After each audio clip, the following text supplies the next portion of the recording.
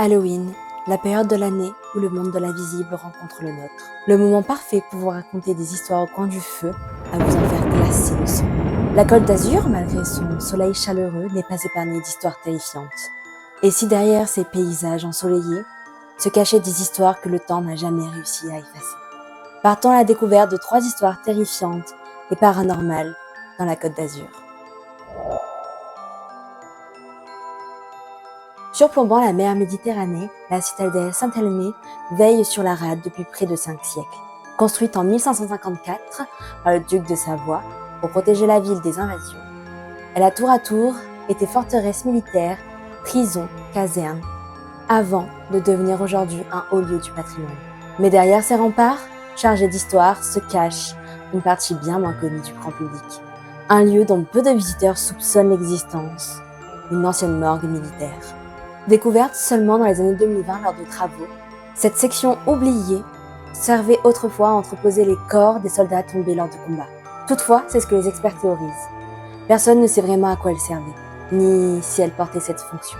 Mais les traces d'un ancien système de lavoir, utilisé autrefois pour nettoyer les corps, laissent planer le doute. Aujourd'hui, les murs fissurés laissent entrer le soleil.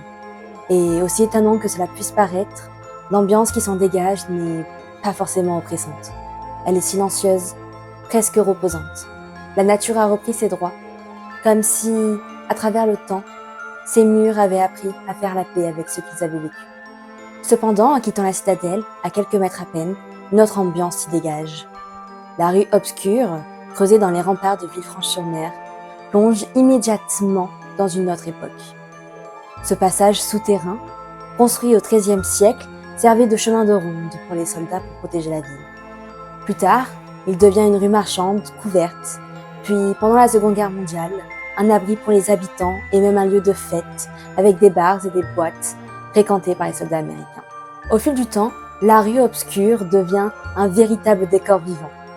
On l'aperçoit notamment dans Le Testament d'Orphée, un film de Jean Cocteau, film aussi poétique qu'ésotérique. Ce côté sombre attire les rêveurs et les plus ambitieux. Et après tout, dans un lieu qui porte le nom d'obscur, qui sait ce que l'obscurité peut cacher?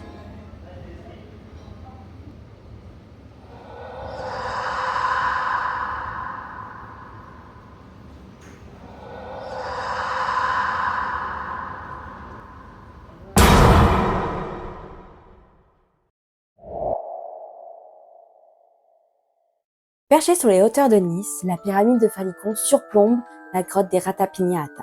Tout commence en 1803, quand un avocat poète italien, Domenico Rossetti, découvre la grotte. Il est tellement fasciné qu'il en écrit un poème de 1000 vers. Et peu après, une pyramide est construite à l'entrée de la grotte. Mais l'histoire ne s'arrête pas là. Au fil des temps, des légendes se tissent autour de cette pyramide. Certains pensent que la pyramide aurait été construite par des légionnaires romains adeptes du culte de Mitra, en raison de la proximité de l'ancienne colonie romaine Seminellum, aujourd'hui connue sous le nom des Cyniens. On raconte qu'un dieu aurait abattu un taureau sacré, très puissant. De son sang serait née la vie telle que nous la connaissons aujourd'hui. Et depuis, un minotaure rôderait autour de la grotte et de la pyramide pour se venger de ses crimes. D'autres théories évoquent une origine liée à des sociétés ésotériques, voire maçonniques, bien que cela ne soit étayé par aucune preuve concrète. Et puis, il y a cette légende plus sombre.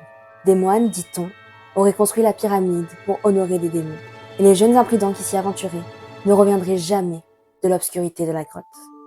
Aujourd'hui, bien que partiellement en ruine, la pyramide de Falicon façonne encore et toujours de nombreux mystères. La grotte des Ratapignata, située juste en dessous, est accessible aux spéléologues, mais il est recommandé de ne pas s'y aventurer si nous ne sommes pas équipés. Mais prenez garde à ne pas trop vous aventurer dans la noirceur de la grotte. Qui sait ce qui s'y cache réellement? Au début du XXe siècle, la Côte d'Azur est le théâtre d'une série de féminicides. En décembre 1901, Henri Vidal, un hôtelier sans histoire, attaque sauvagement 2 prostituées à Hyères. 3 jours plus tard, une autre femme est assassinée à Tamaris, près de Toulon. Puis le 21 décembre, dans un train reliant Nice à Monte-Carlo, une jeune Suissesse, Gertrude Isbrunner, est dégorgée dans son compartiment et jetée sur les voies du train. Le 1er janvier 1902, Vidal est arrêté à la gare de Nice, voyageant sans ticket. Ses mains sont couvertes de blessures, sa valise tachée de sang. Lors de son interrogatoire, il avoue ses meurtres, et exprime son intention de tuer les femmes. La cour d'assises des Alpes-Maritimes le condamne à mort par guillotine. La presse le surnomme le tueur de femmes. Cependant, sous la pression de l'opinion publique, notamment de la gauche qui le considérait comme un malade mental, le président de la République, Émile Loubet, le gracie.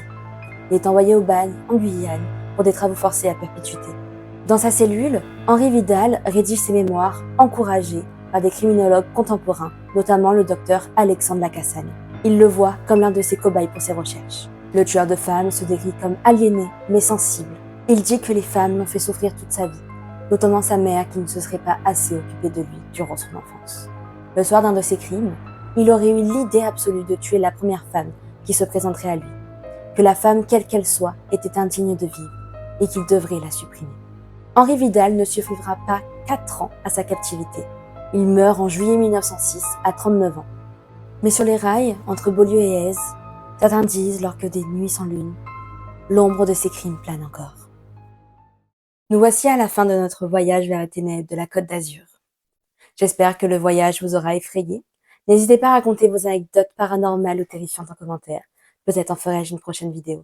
Merci à vous d'avoir visionné. N'hésitez pas à commenter, liker et partager. Merci et à bientôt.